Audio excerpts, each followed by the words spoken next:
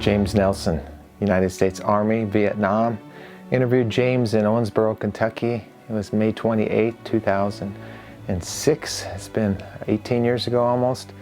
And James was in his 60s. He passed away in 2019 at the age of 76. I miss him, but through his eyes and ears, we get to hear more about Vietnam today, folks. I'm really excited to share his story. It's been in my archives. James served with the 1st Air Cavalry, B Company, 2nd Battalion. He served as a door gunner, a crew chief, and also he worked as a ammo bearer. So he was in Vietnam a number of months. And like I said, he tells a great story. He's featured in my Vietnam Remembered film and in my recent Vietnam Remembered Coming Home video. So you may have seen him in there, but just another great perspective of Vietnam. I want to thank Michael Messer for working with me. First time, Michael. God bless you. Thank you for sponsoring James's story today. I really appreciate it, Michael, allowing others to learn more about Vietnam through his eyes and ears. And if I do get up to that part of California, I will look you up and I'll take you up on that offer to go out to lunch. So God bless you, Michael. Folks, thank you for watching and subscribing to this channel. I appreciate you. And let's just keep this going. Like I said, we're fighting for the same freedoms in our own country today that our veterans fought for on foreign soil. So let's give honor to whom honor is due. History is best learned from those who were there, folks. And I'm just grateful I can serve my God and my country through the lens of my camera. Thank you and God bless you.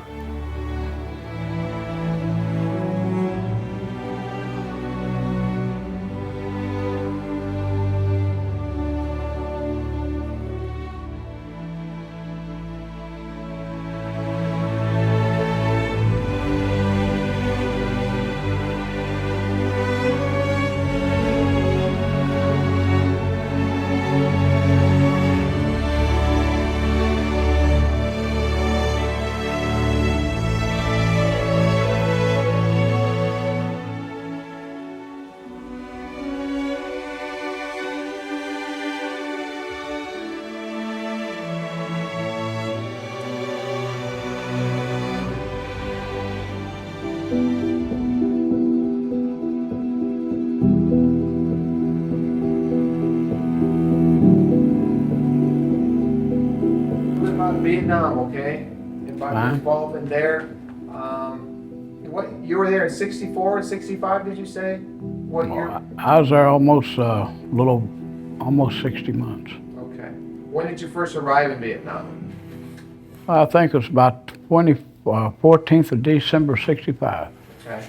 What do you remember about going to Vietnam? When you first got there, what was it like? Was it, do you remember your first time you arrived there? Oh, yeah. Was it what you thought it would be, or what was going on when you arrived there? Interesting. When we came in, it was at night, and you could see the ground fire and things, you know, down below. And like I say, it was interesting. We got Thompson Newt and got off back of when they let the ramp down and got off, all you could see is caskets everywhere. About 6 high on pallets and all, where they were sending some back. And of course, then they took us from there to a little off section with tents for us to stay and part of the orientation, and it was like more inquisitive and curious than I was worried about something happening. You were with the Army. Mm-hmm. What division or regiment or company or battalion?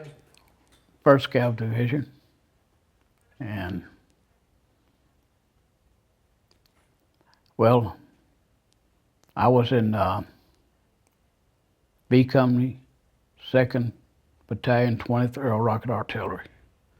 Of course, that was when they flew me in a caribou to a little place called K. And we got out, and of course there was 2 guys already there, you know, military. And they was in this metal bunker. It's like a metal bunker, but it was cargo. Well, I can't get it. Mm-hmm. Anyway, it's where they were taking their supplies and they'd lock them up and keep them secured, but they had one made for them to sit in and sandbag so it'd be cooler instead of so hot when it's out, and all kinds of dust. And some of us had ate before we left Tonson Newt, and some of us hadn't. We got out, and the guy said, "You hungry?" I said, "Well, what do you got?" "Spam." I said, "Well, never tried that, so I'll try it." And I tried it, and I thought, well, damn, that's good, you know. But after a while, spam 3 times a day sort of got old. Now, what was your MOS? Well, they sent me over, and my MOS wasn't authorized out of certain areas because it's nuclear weapons assembly specialist. And so they changed it real quick. They said, "Well, you can't stay here." I said, "Well, fine, send me home." It didn't work that way.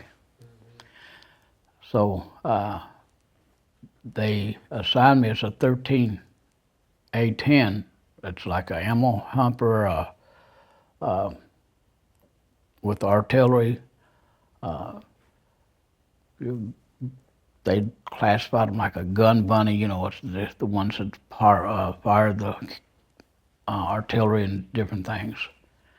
And then when they actually got me there, it was late at night, and was in the back of this big truck, and they throwed us out, and of course was knee deep in mud, and that didn't make me happy.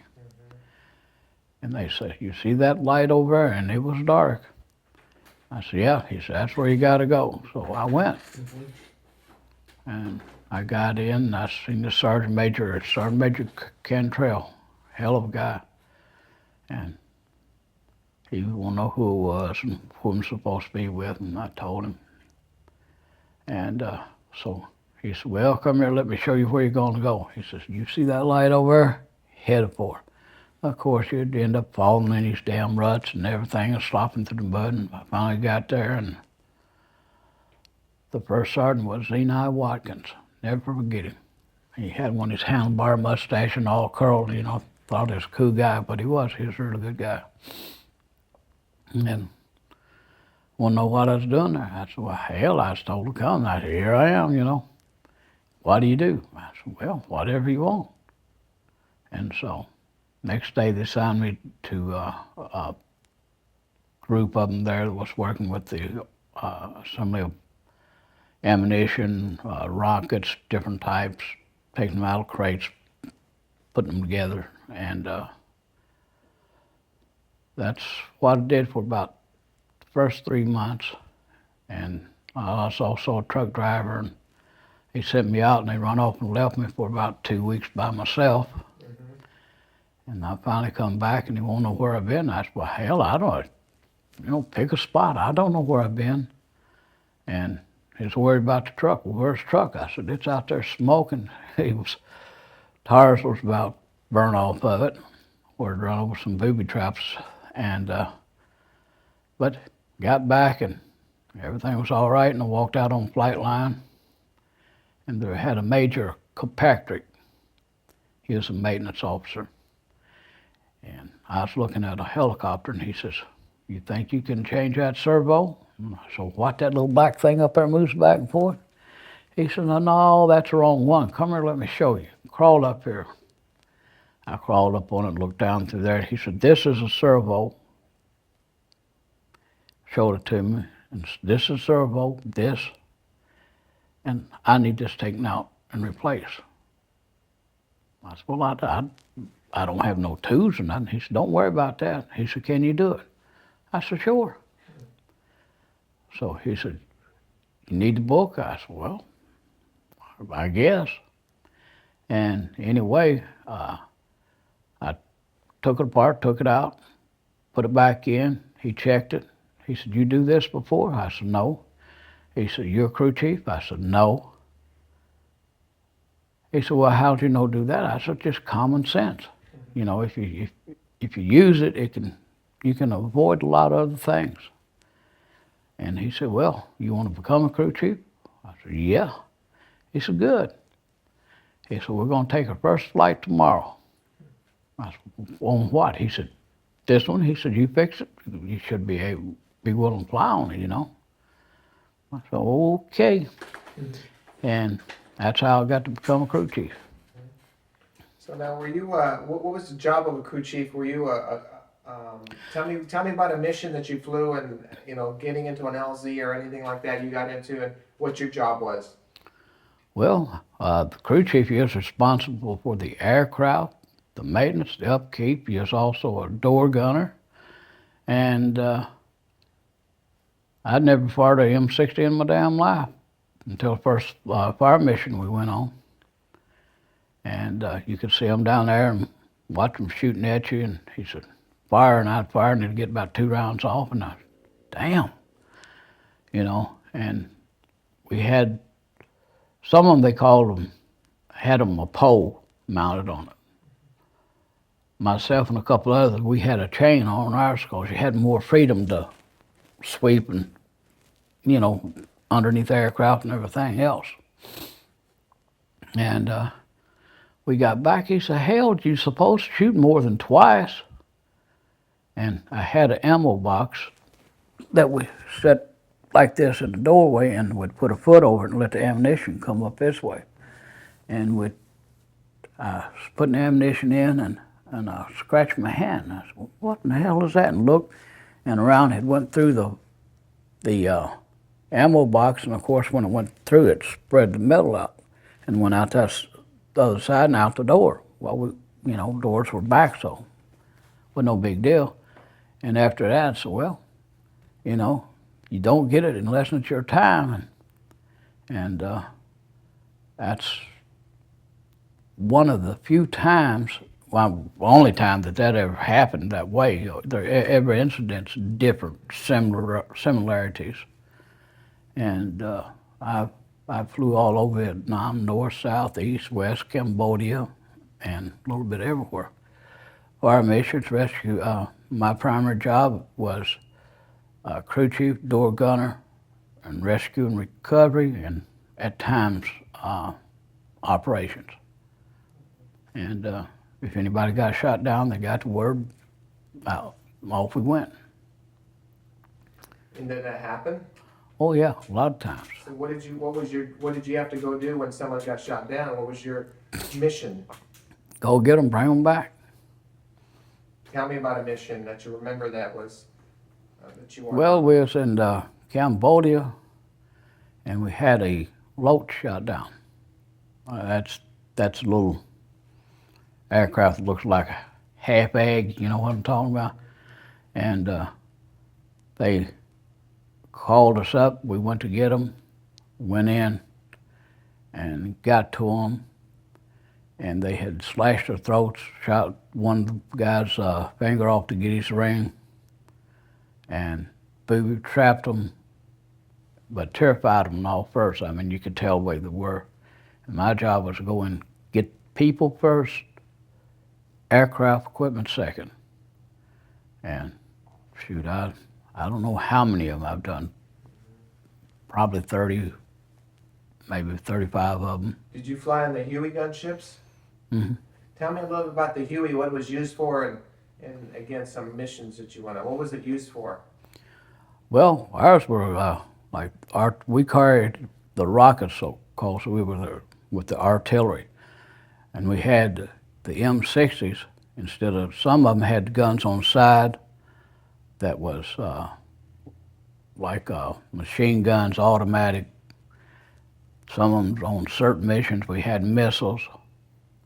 And we'd give support to people on the ground when they was under attack or going into a place they knew there was someone or they had marked by smoke. We'd raise hell. And the door gunners there for a while, they started complaining and said, well, door gunners are shooting their own people. Of course, everybody said, well, you're crazy. Then again, you try to think of yourself. And so I got with the ammo sergeant, and I said, well, can we get straight tracers? He said, yeah. I said, good, that's all I want. I don't want no 1 in 5. He said, why? I said, I want, if anybody ever gets shot, they'll know it's me. If it's solid tracers, if it's not solid tracers, it's not me. I didn't do it.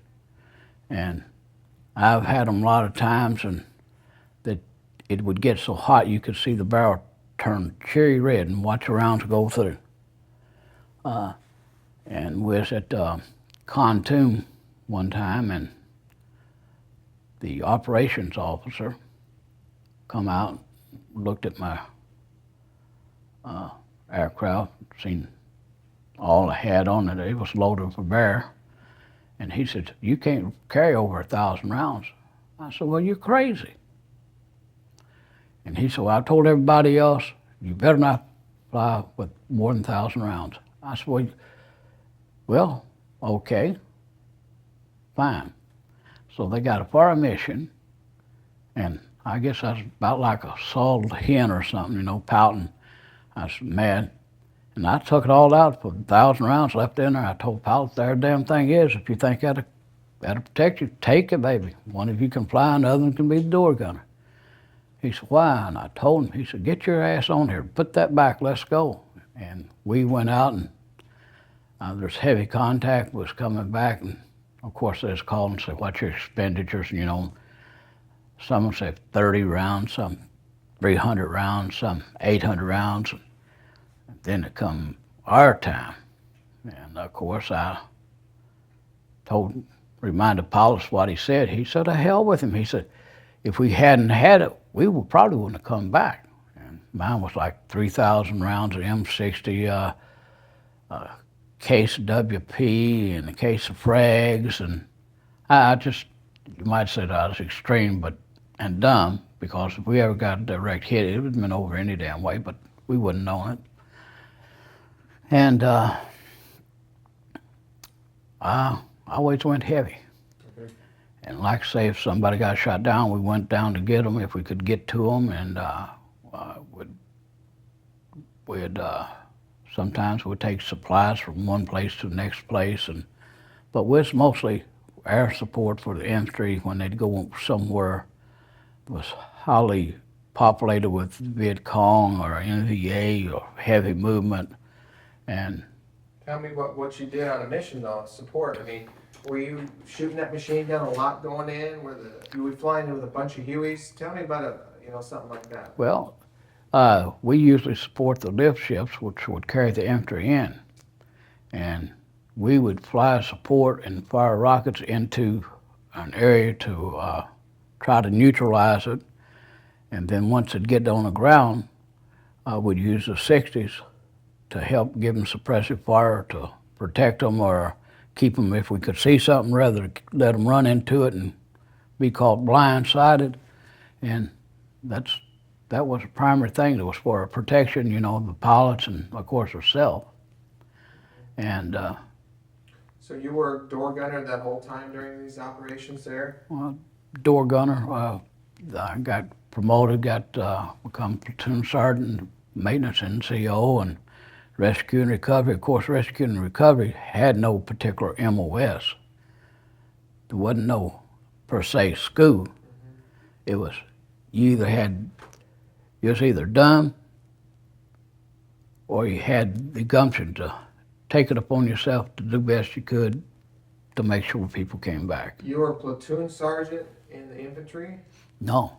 Okay. I was always in the aviation. Sure. Okay. I was with them for several trips, and then I was in the 1st 9th Cav. I was in 3rd and 17th Cav, and more times than I can count. So were there any particular missions or sorties that you flew that come to mind as far as combat, going into an LZ, a hot LZ, in and out, taking wounded out, anything like that happen? Walk me through something. Well, my job when we get there, we'd have to have our gear packed up, and it was already loaded on the aircraft. So if anybody got shot down, we'd be the first up and to the area. And of course, there would be the Loaches or the H-13 helicopters would give us support and mark the area. We would go in and either get the people or the people's remains. And this one happened in Cambodia. It was outside what they call the Chup Rubber. I don't know if you ever heard of it or not. But it was across from the,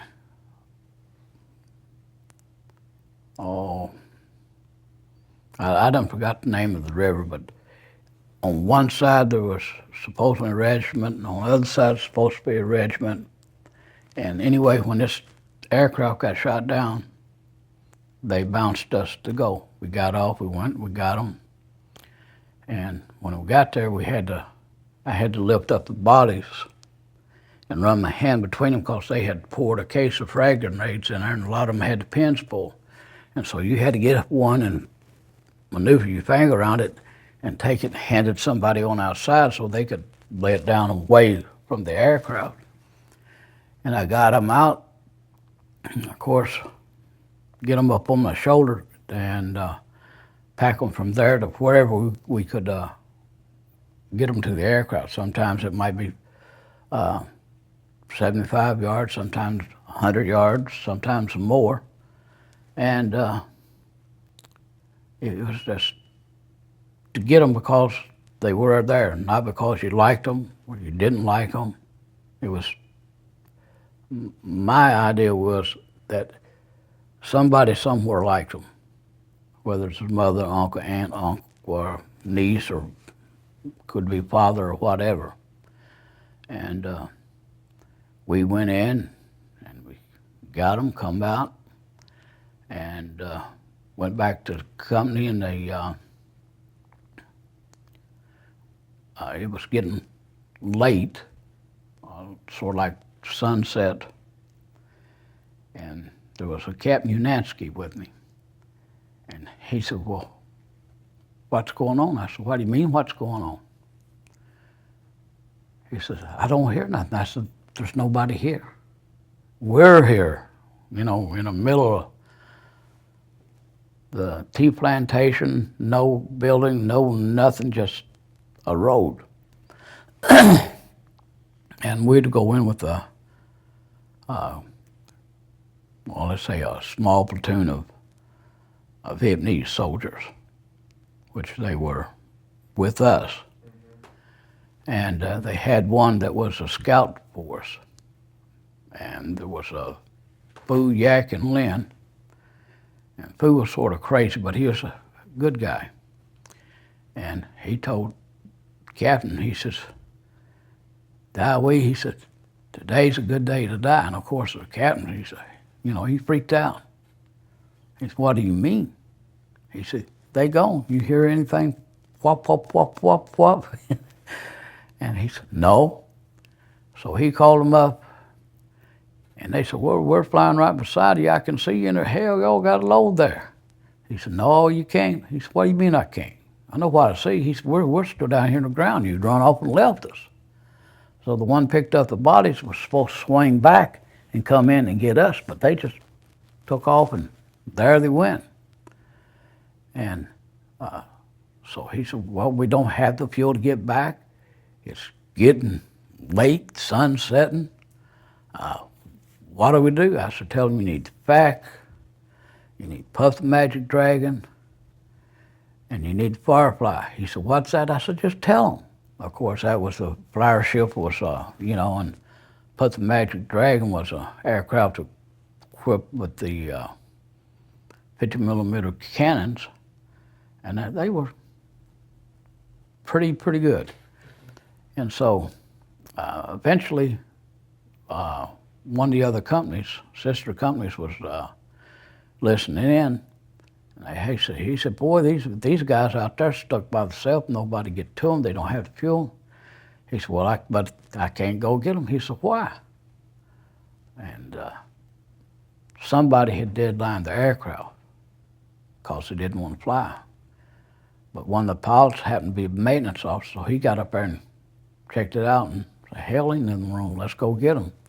And that's how we got out of there. It was pretty hectic. And so, did you help with the medevacs at all? Did you go in and get wounded at times, or?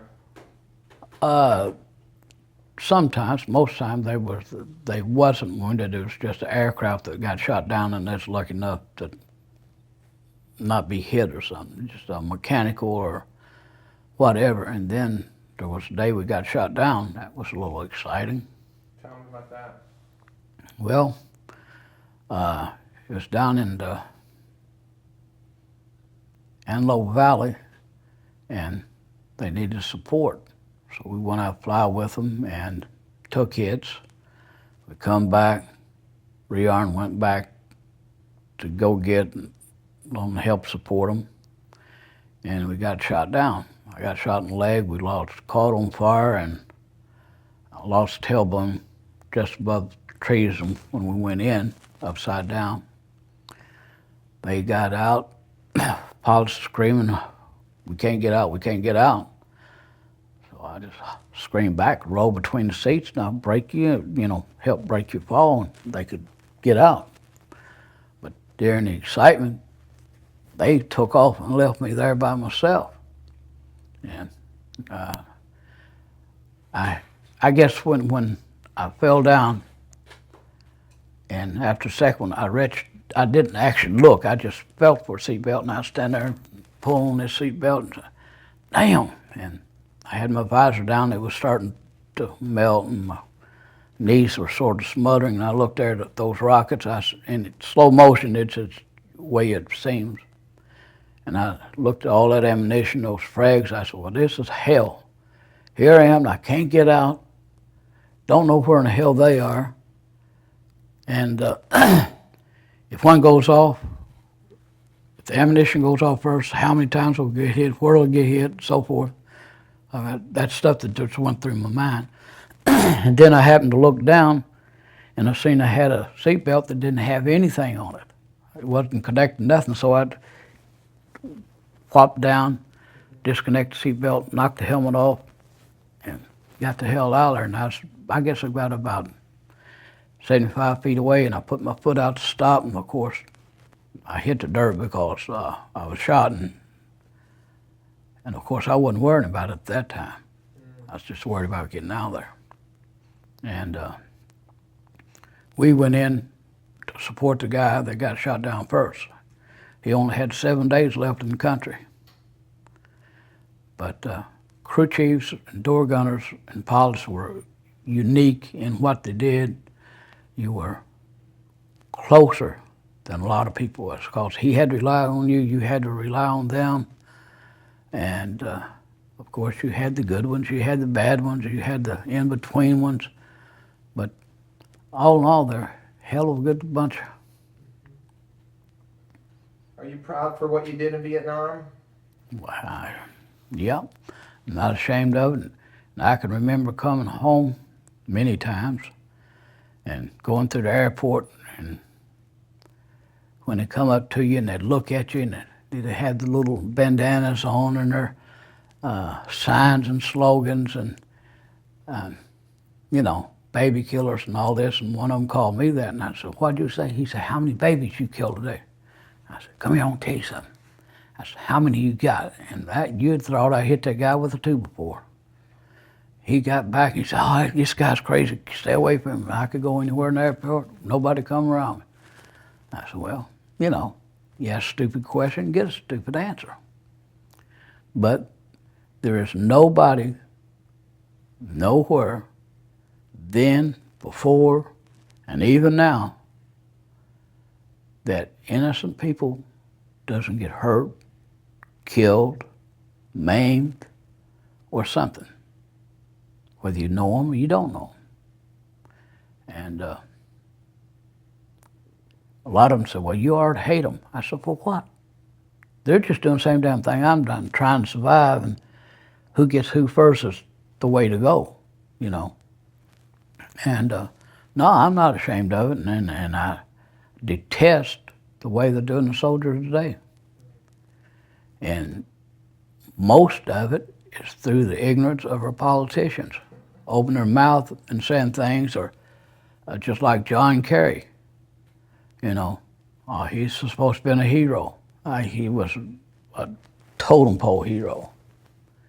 Because anybody go and blabber his mouth about all these people, they're killing innocent people. Well, hell, innocent people gets killed.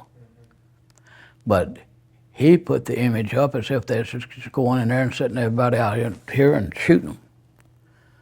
I can't say they did. I can't say they didn't. I never saw it, but I wasn't on the ground with them either.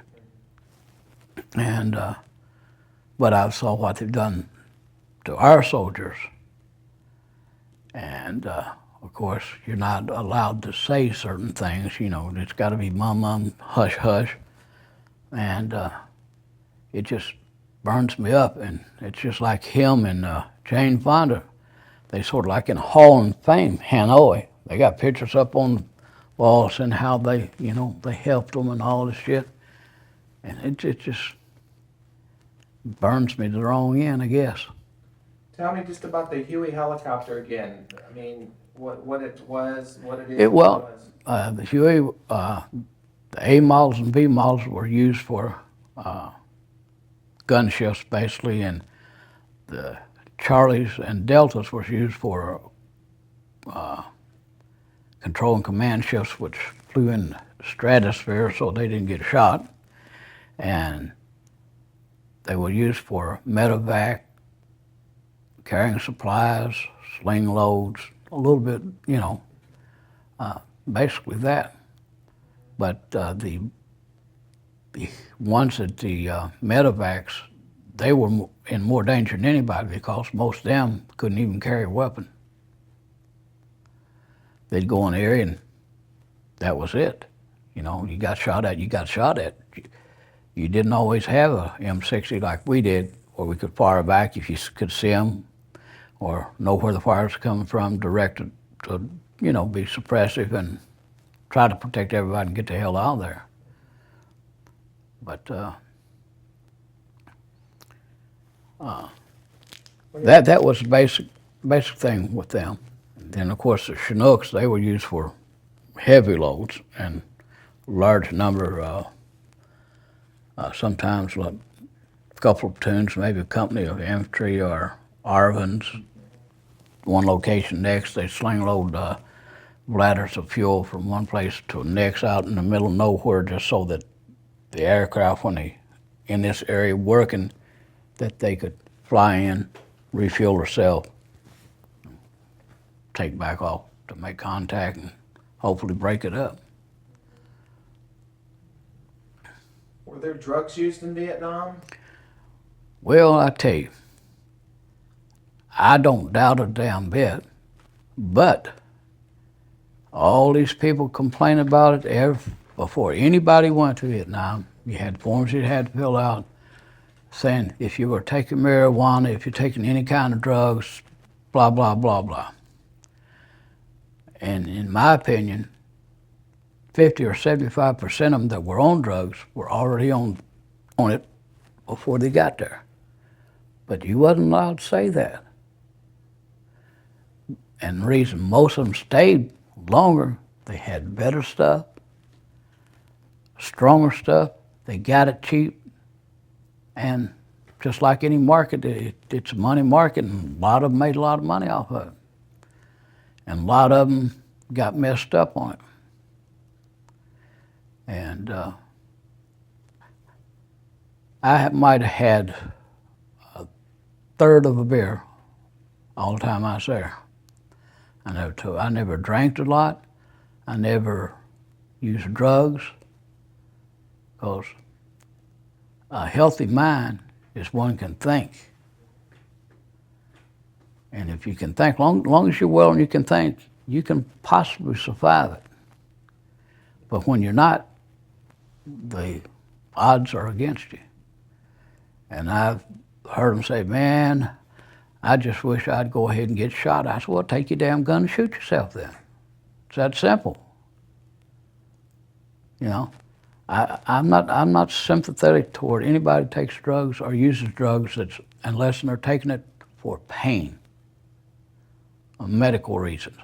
Otherwise than that, there's no need in it. I've seen, well, man, I didn't have nothing to do, so I started smoking, you know. I said, that's bullshit. There's always something to do. I used to have to fill 1,000 sandbags a day to help build revetments where the helicopters land in. So if we got a rocket attack. If it was far enough away, it would hit these instead of into the sandbags instead of the aircraft itself. And so I can hear that, and I say, BS, you know, that's a bunch of, it's a straight lie. It's just somebody that didn't want to do something they didn't want to do. And when, of course, advance up the rank, there would be other guys saying, oh, I can't fly today. Why? Oh, I got this feeling. I got this, I had this dream. I said, Bud, that's bull. He said, what do you mean? I said, they all got the same initials on it. He said, what's that? To whom it may concern, because once you get shot, believe me, you're going to be concerned. It doesn't have your Danny, Bobby, or whoever. That's the only damn thing that's on that bullet. To whom it may concern, because when you get it, you know it. And I've heard guys say, well, man, I shot 2 or 3 times. I was so full of adrenaline. I say, well, I don't know what the hell you had, but personal experience tells me that's not so, you know. And but the aircraft, the pilots, a hell of a bunch of guys, but like after they go out, the artillery, they go out, they come back, they get to go downtown, recreation, or spend their money, drink, or whatever. And most time we'd get back, we'd be working on aircraft, we'd be doing maintenance, we'd changing radios, and then when we got done with that, it was time to sit there on what they call mortar patrol. Just up in case we got mortar fire in at night or something, we had to take off on the mission. You're sitting there on an aircraft or on the ground waiting to be able to take off. That was a happy life being a crew chief, you know. But I'll say most of them enjoyed it. And most of them wouldn't want to do anything else, because it's not that we were special, we were more closely knitted. If one was having problems with this aircraft, there's likely 2 or 3 or 4 around him trying to help him so they can get back up and go out and do more. Has anybody ever thanked you for your service to our country? Well, yeah, about a month ago, I stopped off at this little place called Island, and they got a dairy freeze. And there's this older man, he's quite, I guess he's about 70, and he's, somebody said, well, I thought you was in the Army. I said, well, I was. And this guy said, was you ever in Vietnam? I said, yes. And I told him how long, of course, getting shot and all the other stuff, and that's the only person. And he started crying, and tears run down his cheek, and I said, what's wrong? He said, you don't know how much that I appreciated what you boys done.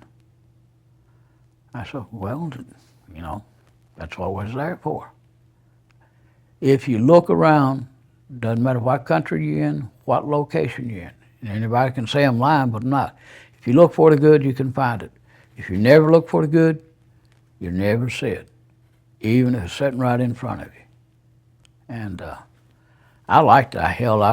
I guess I racked up, ain't no telling how many days, just every 6 months you extend, you get a 30-day leave back to States free. I'd be home in 2 weeks walking the floor, and they said, what's wrong? I said, well, I can't wait to get back. And they said, boy, you're crazy. But I'm sure I wasn't the only one was that way. There was a lot of them. You know, being a Vietnam veteran, Jim, and an American citizen, what does freedom mean to you? Freedom, that's mean I can walk anywhere I want, do what I want, within reason. I don't mean like killing somebody or something. And nobody should have a right to tell me, you can't do this or you can't do that, which happened in the end once when they had the riots there. And they told me I had to turn around and go back all the way on the other side and go around. I said, well, hell, this street goes right by my dad's place. He said, well, you can't go. I said, well, you may as well shoot me in the damn back, because I'm going. The other one said, well, hell, let him go then. I didn't have no problems. Like I say, if they said, well, what if a bunch of them start throwing at you? I said, well, If it's on the sidewalk where we can get him out, if he can eat the bottom of the damn car, he can have it. But you know, otherwise, I'm going on. And anybody should have the right to say what they want within reason, do what they want within reason, and use good common damn sense, and most time you won't have no problems. It's What about the price of freedom? What's the price of freedom? that's the one they should call a hero, because that's the one that's lost every damn thing he's did. Whether it's just one bullet, half him blown apart, or whatever. And anybody comes back from Iraq, Iran, anywhere today, each individual's a hero. Hell, he's no hero. He's doing his job. He's doing what he wants, you know, asked to do. Hey, let me be here. Wow, okay. But the Vietnam era people were not the cream of the crop, but the bastard generation, I guess you'd call it. Because you never see nobody since the Desert Storm, anybody walk up to them, how many babies you killed? What did you do? Blah, blah, blah, blah, you know. And they wasted much damn money on these parades, try and make them all heroes. But there's only one. That's, like I say, that's the one that died for his damn country, and he was a fool, in a way. But they're the only heroes, except the ones that got decorated with the Medal of Honor or something like this. Otherwise, we were all pawns. We all played the game. Some survived, some didn't. And I've had to take and show guys guts back in their stomach, but before I do it, take the canteen, pour the water on it, make sure it was as clean as I possibly could, because he's got enough problems within all infected. And every soldier, regardless, like I say, from way back up to present day, are the same. They all put their damn pants on the same, basically they're all trained. Some better than others, got better equipment now than we had back then, and makes less contact than they did before. But those are damn heroes, not the politician or nobody else. And the people that lost their life, the family can be proud of them. They don't have to be ashamed of them. A lot of them wouldn't even talk to you if they know you're somewhere. And a lot of them disown you. And that's, well, your gain, they're lost. Maybe that's the wrong attitude, but that's the way I feel about it. You actually helped, so you did help some of the wounded, though, you said. Oh, yeah. I mean, you just talked about helping a guy with the canteen and the guts and all that. I mean, that's pretty graphic. I mean, is that stuff that maybe bothered you after the war? I mean, did you? No. That I have a sort of problem with, too. What's that? People sit around and say, well, I can't talk about what happened over there. I said, well, it's like this. There's those that saw a hell of a lot more than I even thought about seeing. And there's a hell of a lot more of them that can't come close to what I saw or what I did. But, you know, it's nothing to be shameful to talk about. That's just like the Viet Cong. They'd try to infiltrate at night, and some, quite a damn few did. And they'd have young soldiers out there in a foxhole, supposed to be on guard. And they'll go in there with a piano wire and snap his damn head. And of course, he's sitting this way, and they'll turn it and set it on him backwards. Psychological warfare, you know. And the young guy wakes up later or daylight, if nobody's caught him by then, and looks, and his mind he's saying one thing, but his mind's saying, well, his head's not so. And when they push on it, rolls onto the damn light. It just, you know, it blows the mind on a lot of them. You got, like I say, you gotta be able to think, as long as you're healthy, and you stay in good shape, you can eliminate a lot of these phobias about what happened, what didn't happen, and just like rescue and recovery. I went in on one deal. We had a pilot that he was a jackass of all jackasses, and he would do obscene gestures and to the kids and the Vietnamese people that are all around. Anywhere you go, they're there, you know, selling candy, selling pop, fruit or bread or whatever, trying to, you know, make it. And I told him one day, you know, just like it was, I said, you're a jerk. You're a poor excuse for an individual, pilot, or a human being. And I said, one of these days you're going to bite the bullet, and these Vietnamese here that you disgrace constantly are going to come in. And I said, if you're messed up, and if I'm with them, I said, don't try to take a gun to shoot them. I said, because I wouldn't let you do it. Because they were there with us, and they helped us. Of course, a lot of them at night, they put on their black pajamas. But for the biggest percentage, like I say, if you look for good, you can find it. And a lot of times I was there so damn long, anywhere I went, somebody knew me one way or the other. This girl, this boy, this man, this woman. And they'd come warn me, say, hey, what you do tonight? I said, what you mean? He said, you go fly tonight. That's why. He said, buku shit gonna hit. And if I take, let's say, we go up mortar patrol, be flying, before daylight, shit would hit. And it's because the relationship that you instilled with the people. Like I said, not all people like you. Don't matter where you're at. But those that you're decent to and try to help, sometimes we'd give them food, sometimes we'd give them money, sometimes it'd be sea rations or just something little. They appreciate it. But of course, you got this other group sitting over here. Well, look at that, Edie doing this or doing that. But I'm sure, I don't know how many you've talked to. They may have already told you the same damn thing. I don't know. But that's my experience with it. And no, I'm not ashamed of it, and I'd go back tomorrow. And one reason that I stayed over, I kept telling myself, well, I said, well, if I stay over here long enough, and this shit, once it ever gets over, maybe my son or my nephew will never have to know this shit. The people in the States got so many freedom of rights and doing things that they take it for granted.